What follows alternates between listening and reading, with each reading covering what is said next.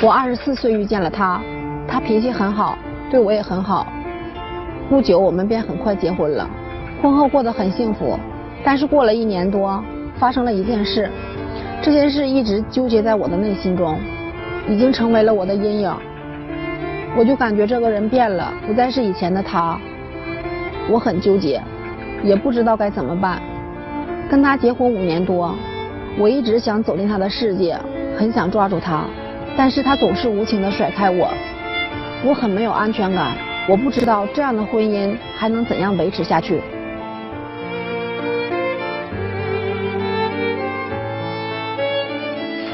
到底发生了什么事儿？5年的婚姻，让女生觉得连男生的内心她都没进去过。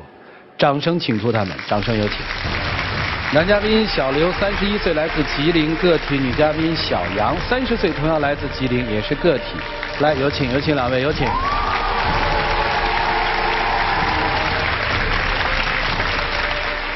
欢迎2位哈。结婚5年对吧？对。有孩子吗？有。多大？4周岁。男孩女孩？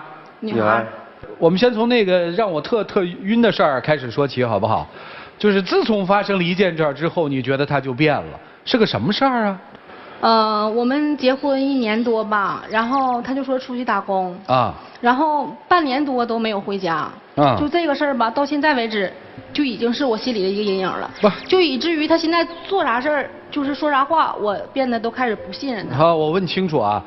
就是出去打工半年不回家也很正常，有很多人1年可能春节才回1次家，因为他有联系，因为他不是在外地，就是在本市。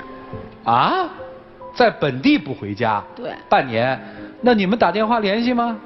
联系啊，但是刚开始不接，然后后来就是有女的接，所以我就特别纠结啊，我不知道他在外边干啥。你作为夫人，他在当地打工。你去单位看看他呀。我不知道他干啥，因为他走的时候就说出去打工，没跟我说具体干什么工作。那有没有说在本地啊？没有。那个时候有孩子吗？有，就是因为生了孩子嘛。他说的咱们压力也挺大，我出去打工吧。哦，最开始呢，我跟他说出去打工呢，也是为了家庭，但是在外面干了1个多月，我就跟朋友合伙开了一个饭店。啊。当时也没跟我说开饭店呢。因为当时你什么事都多疑，我寻我跟你说了。我肯定得多疑，因为在我给他打电话的期间，有个女的接电话。哦。我也不知道这女的是谁。女的是我开饭店之后，女的是饭店的服务员，这个我感觉很正常。不是你开个饭店，跟老婆说就是了，我开了个饭店，这有什么呀？因为他有的时候吧比较多疑，就是只要是我出去没回家，他心里想的吧就是不是那么回事了。所以呢，不是那你为什么不回家呢？你在本地，你为什么不回家呢？这搁谁不怀疑你啊？所以我就特别纠结这个事儿。然后后来吧，回过1次家，我本来想把这个事儿问清楚的。然后我做饭的时候，他接一电话，然后他就着急忙慌穿衣服就出去了。啊！我就抱孩子下楼追去了。啊！下楼追的时候，我就看着一个女的开车过来接他了。哦！然后我就上去把他拽住了，我说这女的是谁呀？然后他也没解释，就上车了。因为什么我不回家？当时就是说我开饭店期间，他一打电话，我们离婚吧，我们离婚吧。那你说我回到家我就面临着离婚。这个行，为了不离婚，所以不回家。我当它是个逻辑放在这儿。说那个女的是合伙人。啊，你说清楚不就完了吗？因为他多疑，只要是我跟他说是合伙人，他不相信呢。好吧。我当时跟他说离婚，并不是真的要离婚啊。我说离婚就是为了逼他回家，因为他总也不回家嘛。我就想，我都说离婚了，我看你还回不回来？对，后来他怎么回的家？咱们后来，然后第1次去找他，自己去找的。他当时不在饭店。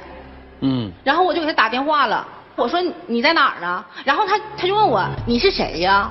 我说你怎么连我的声你都不知道是谁呢？后来呢？然后我就回家了呗，回家了。过几天我又和他爸爸去找他去了，他看我和他爸去的，就跟我们回家了。但是当时也特别心不甘情不愿，当时他就用那种眼神跟我说：“你可真行，你还把我爸给我找来了。”啊，后来呢？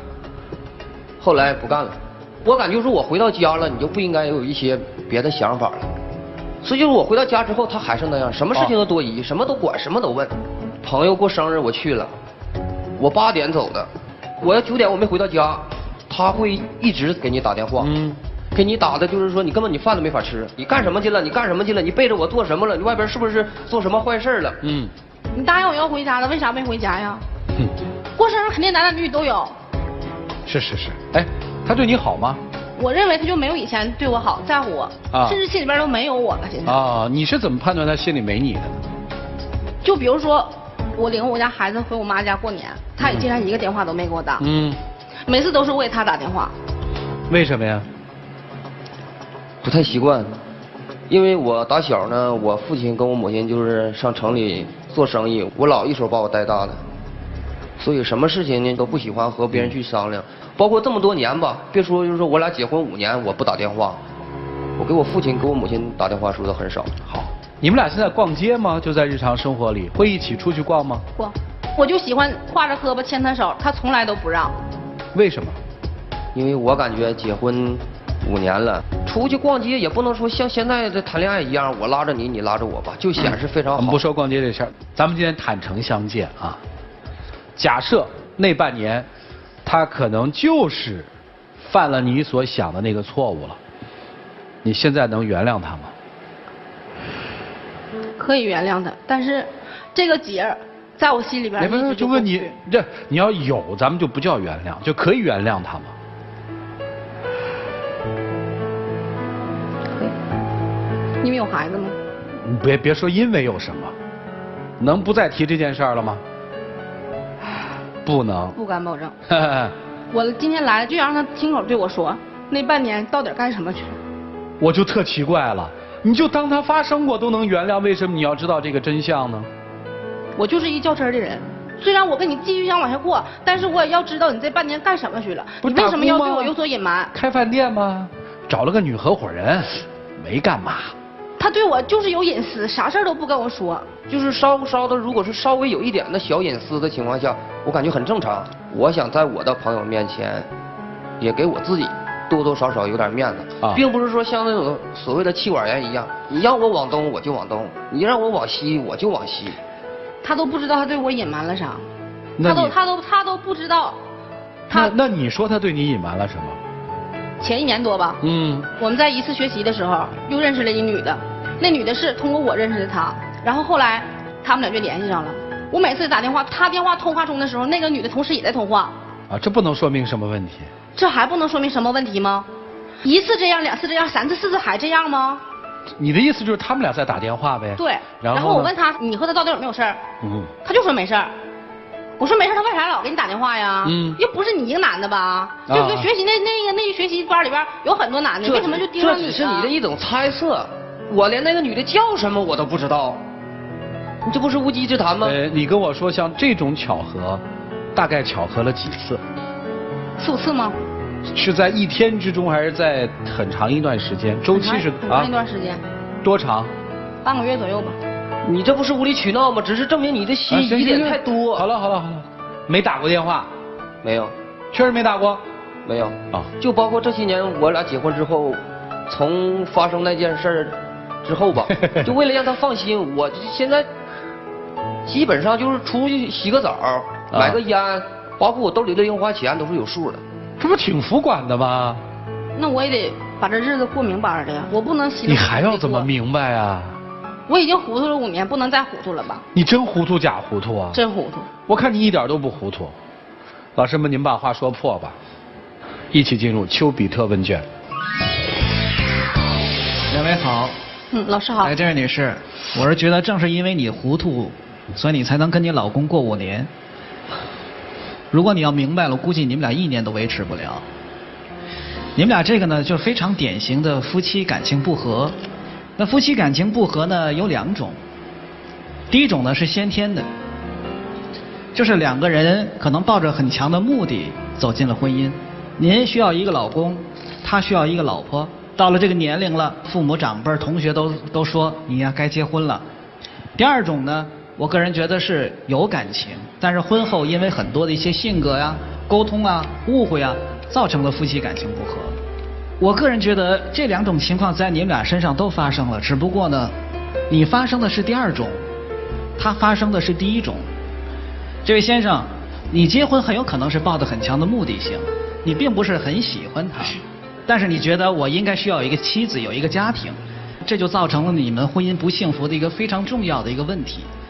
他对你有感情，他希望你有所回馈，但是你不能给予他，所以他心生怨气。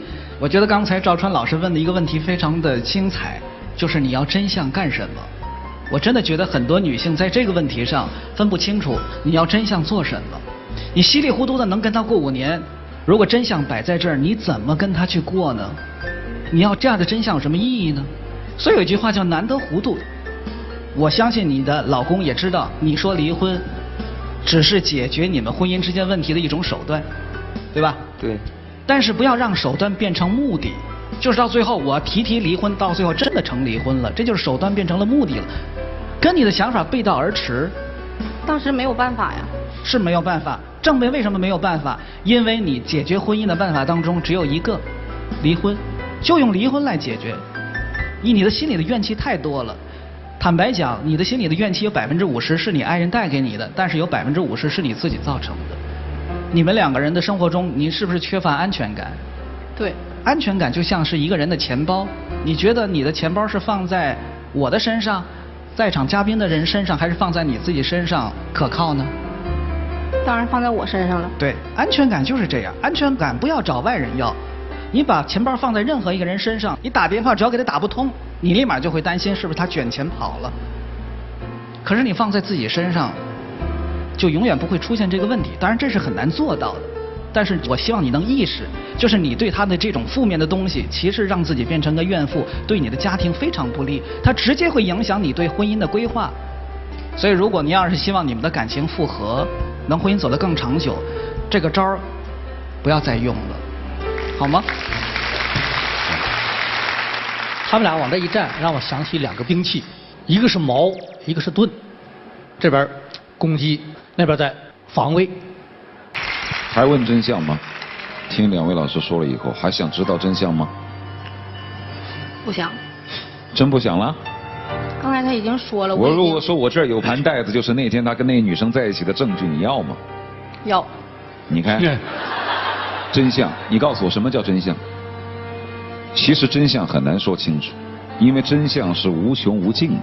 你比如说，你老实告诉我那天你干了什么，我告诉你那天我跟那个女生在一起，这是真相吗？马上你又会问，在一起干什么？我说干了一些不该干的事儿，这是真相吧？你还不满足，你还会有接下来穷追不舍的问题。女生往往是这样的，无穷无尽，那什么时候真相才是个头呢？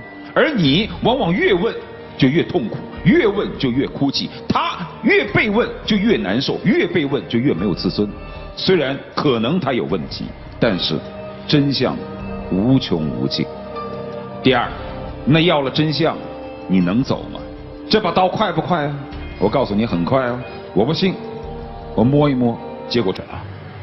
一起进入黄金60秒。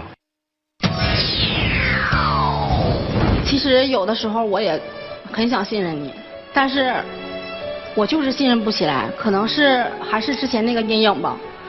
所以我希望以后你出门办事儿能尽量跟我说的详细一些。可能我生平就是一个这么多疑的人，但是我自己也没有办法。我只能说，让我们双方都多一些宽容吧。没了。话说的太多，一时半会儿也挽不回来，就让时间证明吧。我补充一句，多说话也有强化。有时女人可能希望你说几句话，别那个你字是金似的啊。谢谢你们，请回。哎呀，请关门。电视机前的观众朋友，欢迎大家登录优酷、土豆、腾讯视频、搜狐视频、乐视网、PPTV、趣力、爱奇艺，收看节目的完整内容。看看他们自己的选择吧，请开门。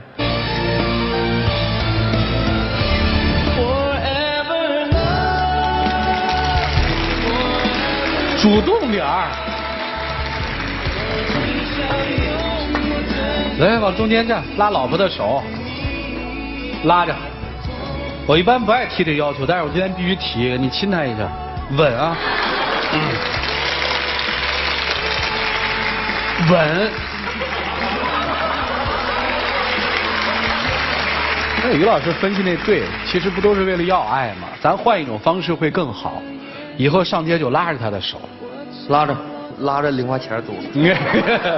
来，有请我们的小话筒，有请。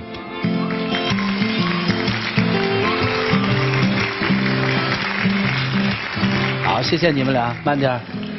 来，接下来我们来见证属于这对夫妻新的家庭生活和里程的开始吧。各位，请见证。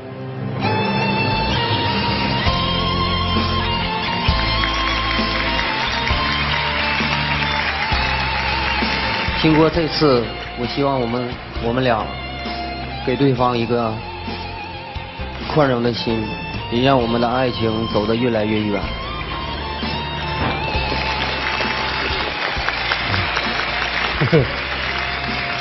我以后也会试着尝试，越来越信任你。谢谢。我爱你，老公。我也爱你。呦呦呦呦呦呦呦呦！我的妈呀，这个酸呐！来，请亮灯吧。还想不想知道真相？嗨，我这儿有袋子。我送你吧，要保湿，易背诗，真相就在袋子里。领导拿着吧。走吧，回家吧，好好过啊。